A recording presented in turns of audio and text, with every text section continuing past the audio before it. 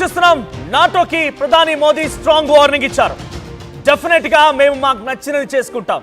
మేము ఆయిల్ ఎక్కడ కొనుక్కోవాలి, గ్యాస్ ఎక్కడ తీసుకోవాలి అంతా మీరు చెప్పినట్టు చేయడానికి మేము మీ కింద తత్తులం కాదు.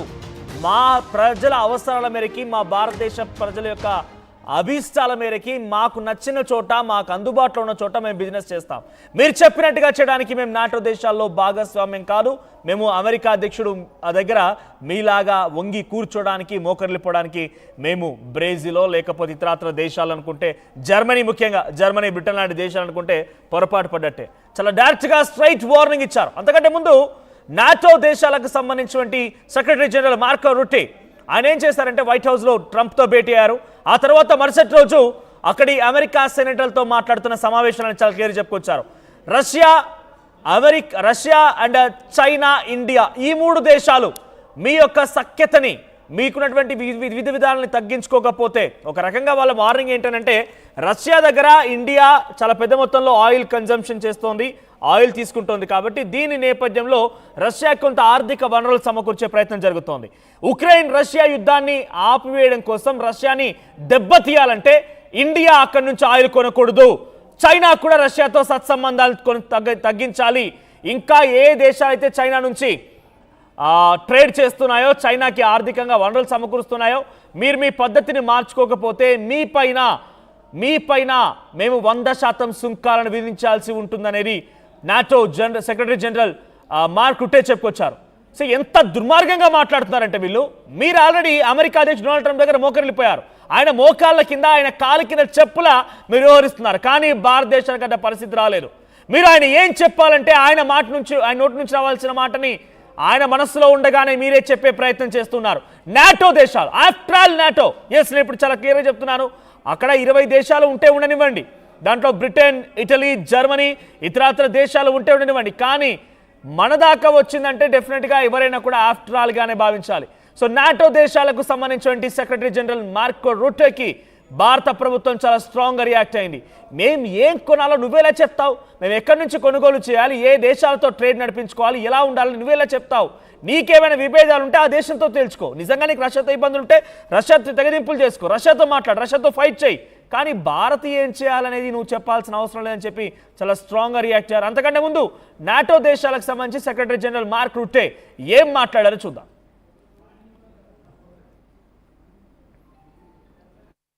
With that sanctions bill, saying, listen, if you are the president of China, or the prime minister of India, or the president of Brazil, and you are still trading with the Russians and getting the oil and the gas in, and you sometimes even resell it for a higher price, know that if this guy in Moscow doesn't get serious about peace talks, I will slam secondary sanctions on you of 100%.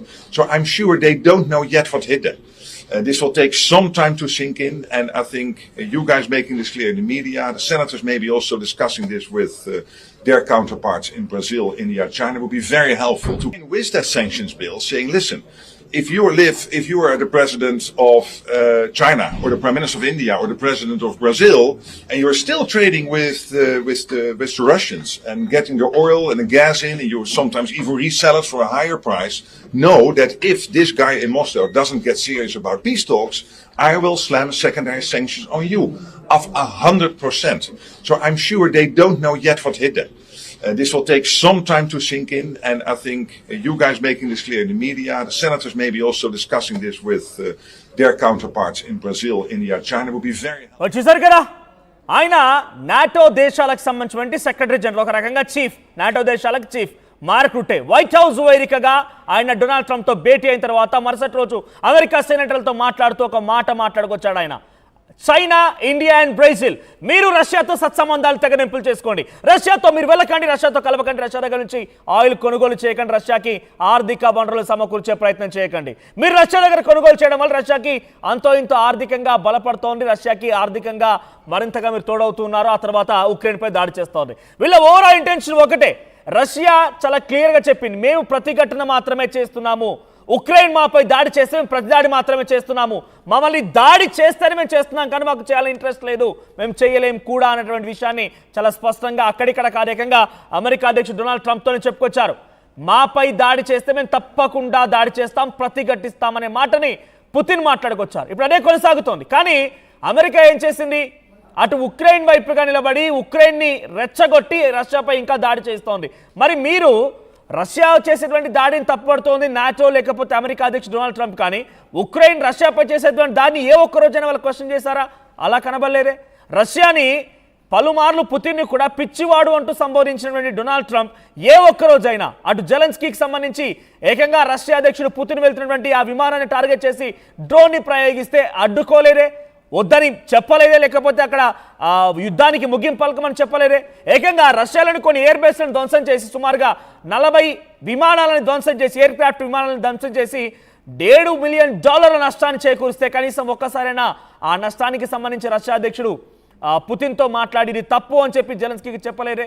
వీళ్ళ ప్రయత్నం వల్ల ఒకటే, ఉక్రెయిన్ని రెచ్చగొట్టి తమ competitor అయిన రష్యాని పూర్తిగా అనగదొక్కాలని, రష్యాని పూర్తిగా తొక్కి పెట్టాలని చెప్పి వాళ్ళు లక్ష్యంగా ముందుకు వెళ్తున్నారు. అందుకే ఉక్రెయిన్కి కావాల్సిన సహాయాలు మొత్తం కూడా సమకూరుస్తున్నారు. 2 రోజుల క్రితం మనం మాట్లాడుకున్న మా టీవీలోనే అమెరికా అధ్యక్షుడు డొనాల్డ్ ట్రంప్ ఏకంగా ఉక్రెయిన్కి ఆయుధ సామాగ్రి పంపించబోతున్నాడట. ఉక్రెయిన్కి ఆయుధ సామాగ్రి నేను పంపిస్తాను. జెలెన్స్కీతో ఏం మాట్లాడాడంటే ఫోన్లో ఆయన, నువ్వు నిజంగానే రష్యాపై దాడి చేస్తావా? రష్యా మాస్కోని ముట్టడిస్తావా? రష్యా భూభాగంలోకి చొచ్చుకు వెళ్ళి పుతిన్ని హతమారుస్తావా? నువ్వు అలా చేస్తానంటే చెప్పు, నేను నీకు ఆయుధాలు ఇస్తానని చెప్పి అమెరికా అధ్యక్షుడు డొనాల్డ్ ట్రంప్ అటు జెలెన్స్కీకి మధ్య ఫోన్ సంభాషణ జరిగిందట. ఏకంగా high level intelligence, global level intelligence నిఘా సంస్థలు ఈ విషయం వెల్లడిస్తూ ఉన్నాయి. అంటే అమెరికా అధ్యక్షుల లక్ష్యం ఏంటి?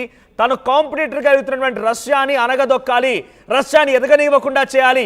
ఇంటే నా మాట విను, లేదంటే నేను మన ఏ రకంగా అయినా సరే వెన్నుపోటు పొడుస్తా, ఏదైనా చేస్తాను రకంగా అమెరికా అధ్యక్షుడు డొనాల్డ్ ట్రంప్ యొక్క వ్యవహారం కనబడుతోంది. ఇప్పుడు తాజాగా నాటో ఏకంగా ఇండియాని హెచ్చరించినటువంటి ఈ మాట మనం చూసాం. మీరు గ్యాస్ని కానివ్వండి, ఆయిల్ని కానివ్వండి రష్యా నుంచి కొనుగోలు చేయొద్దు. రష్యా నుంచి కొనుగోలు చేయడం వల్ల మాకు ఇబ్బంది కలుగుతోంది, రష్యాకి మరింతగా వనరులు సమకూరుతూ ఉన్నాయి. మరీ ముఖ్యంగా వెస్టర్న్ కంట్రీస్ పైన మీరు ఆధారపడకూడదు అనేటువంటి ఒక ఆ అంశం కూడా వెనక్కి తీసుకోవాలని రకంగా వారంతా మాట్లాడుతున్నారు. గతంలో యుఎస్ సంబంధించిన కామర్స్ సెక్రటరీ హార్వర్డ్ లుట్నిక్ కూడా ఇదే మాట్లాడుకొచ్చారు. భారతీయ ప్రజలంటే మాకు చాలా గౌరవం ఉంది, భారతీయులంటే చాలా ప్రేమ ఉంది, భారతీయ ప్రధాని నరేంద్ర మోదీ అంటే ట్రంప్కి చాలా దగ్గరివాడు, మిత్రుడని చెప్పుకొస్తూనే మరోవైపుగా మీరు చేసేటువంటి చర్యలు కొంత అమెరికాని ఇబ్బందులు గురి చేస్తున్నాయి. బ్రిక్స్ వేదికగా మీరు వెస్టర్న్ కంట్రీస్ పైన ఆధారపడకుండా ఉండాలనేటువంటి మీ లక్ష్యాలు, మీ టార్గెట్స్ మమ్మల్ని ఇబ్బందులు గురి చేస్తున్నాయి. మీరు ఏ రకంగా అయితే వ్యవహరిస్తున్నారో మేము కూడా అదే రకంగా వ్యవహరిస్తామని చెప్పడం. ఒకరు కాదు, ఇద్దరు కాదు, అమెరికాకు సంబంధించి వైట్ హౌస్ వేదిక నుంచి అటు ప్రెస్ సెక్రటరీ లెవిట్ కానివ్వండి, ఆ తర్వాత హార్వర్డ్ లుట్నిక్ కానివ్వండి, ఏకంగా అధ్యక్షుడు కానివ్వండి జేడీ వ్యాన్స్, ఎవరు చూసినా కూడా భారత్ పైన అక్కసు వెళ్ళగక్కేటువంటి ప్రయత్నం చేస్తూనే ఉన్నారు. ఇప్పుడు ఏకంగా నాటో దేశాలకు సంబంధించిన సెక్రటరీ జనరల్ మార్క్ రుట్టే కూడా ఈ రకంగా మాట్లాడుకొచ్చారు. అయితే వీటన్నిటికీ చెంపచెల్లు అనిపించే సమాధానం భారత ప్రభుత్వం ఇచ్చింది. మన భారత విదేశాంగ మంత్రిత్వ శాఖ నుంచి స్పోక్స్ పర్సన్ రణధీర్ జైస్వాల్ చెంపచెల్లు అనిపించే సమాధానం ఇచ్చాడు. నువ్వెవడు నాకు చెప్పడానికి? నా ఇష్టం, నా భారతీయ ప్రజల కోసం నేను ఏ రకంగా అయినా కూడా ట్రేడ్ చేస్తాను, నాకు లాభం జరిగే విధంగా ఎక్కడికైనా వెళ్తాను, నువ్వెవరు నాకు చెప్పడానికి అన్నట్టుగా చాలా డీటెయిల్డ్ సమాధానం ఇచ్చారు. ఒకసారి రణధీర్ జైస్వాల్ ఏం మాట్లాడారో కూడా చూద్దాం. The developments, let me reiterate, and I've said this in the past as well, securing energy needs of our people is understandably an overriding priority for us. In this endeavor, we are guided by what is there on offer in the markets, as also by the prevailing global circumstances. We would particularly caution against any double standards on the matter. Keshav, on visas for Afghanistan. So America అధ్యక్షుడిగా Donald Trump వస్తే ఏదో మారిపోతుంది, ప్రపంచ దేశాల్లో ఏదో పెద్ద మార్పే వస్తుందని చెప్పి అంతా భావించారు. ఏం మార్పు వచ్చింది? తొక్క. ఆయన వచ్చిన తర్వాత కాళ్ళు చేతులు కట్టి మన ప్రజల్ని, భారతీయుల్ని కానివ్వండి, ఇతర విదేశాలకు సంబంధించిన ప్రజల్ని కానివ్వండి, కాళ్ళు చేతులు కట్టి విమానం నుంచి బయట తోసేస్తున్నాడు. ఆయన వచ్చిరాగానే 7 నెలల గర్భం ఉన్నటువంటి స్త్రీలు కూడా ఆయన వచ్చిన తర్వాత అక్కడ దేశస్తులు కావాలంటే కొంత టైం లిమిట్ పెట్టి ఈ లోపుగా ఇక్కడ పుట్టిన వాళ్ళకి మాత్రమే ఇక్కడ పర్మనెంట్ రెసిడెన్స్ దొరుకుతుంది, ఆ తర్వాత దొరకదు, వాళ్ళు ఇక్కడ దేశస్తులు కారు అనే రకంగా నిర్ణయం తీసుకుంటే 7-8 నెలలు ఉన్నటువంటి ఆ మహిళలు కూడా, గర్భం ఉన్నటువంటి మహిళలు కూడా ముందుగా వెళ్ళి సి సెక్షన్తోని చాలామంది పిల్లల్ని కన్నవాళ్ళన్నారు. చాలామంది కొంత ఇబ్బందులు పడిపోయి మెడికల్ కరెక్ట్గా సపోర్ట్ లేకపోవడంతో కొంత చనిపోయిన వారు కూడా ఉన్నారు. ఆయన వచ్చిన తర్వాత ఏం మార్పు వచ్చింది? యుద్ధాలు జరుగుతున్నాయి. ఇరాన్ ఇజ్రాయెల్ యుద్ధం జరిగింది, చాలా తీవ్రంగా జరిగింది. ఏకంగా న్యూక్లియర్ స్థావరాలని పేల్చేసేటువంటి పరిస్థితి కూడా అమెరికా డైరెక్ట్గా తీసుకుంది. ఇండియా పాకిస్తాన్ యుద్ధం జరిగింది, దీంట్లో పాకిస్తాన్ వైపుగా డొనాల్డ్ ట్రంప్ నిలబడ్డాడు అని చెప్పడానికి ఎటువంటి అతిశయోక్తి కూడా అక్కర్లేదు. మొన్న ఈ మధ్య ఆసిమ్ మునీర్ తీసుకెళ్లి పక్కన కూర్చోబెట్టి గోరుముద్దలు తినిపించాడు డొనాల్డ్ ట్రంప్. ఆసిమ్ మునీర్కి ప్రత్యేకంగా లంచ్ డిన్నర్ ఇప్పించి ఆయనతో మాట్లాడి మీకు ఎయిర్ డిఫెన్స్ ఇస్తానని చెప్పి ఆ తర్వాత పాకిస్తాన్కి సంబంధించినటువంటి ప్రజాప్రతినిధుల నుంచే నిజంగా డొనాల్డ్ ట్రంప్ చాలా గొప్పవాడు, డొనాల్డ్ ట్రంప్కి మనం ప్రపంచ శాంతి బహుమతి ఇవ్వాల్సిందే, నోబెల్ ప్రైజ్ రావాల్సిందే ఆయనకి అనే రకంగా మాట్లాడించుకున్నాడు. సో డొనాల్డ్ ట్రంప్ తర్వాత ఏమో మార్పు వస్తుంది అనుకుంటే మార్పు పక్కన పెడితే ప్రపంచం మొత్తం కూడా అశాంతి దిశగా పయనిస్తోంది. ఇప్పటికే యుద్ధాలు జరుగుతున్నాయి. రష్యా యుక్రెయిన్ యుద్ధం అయితే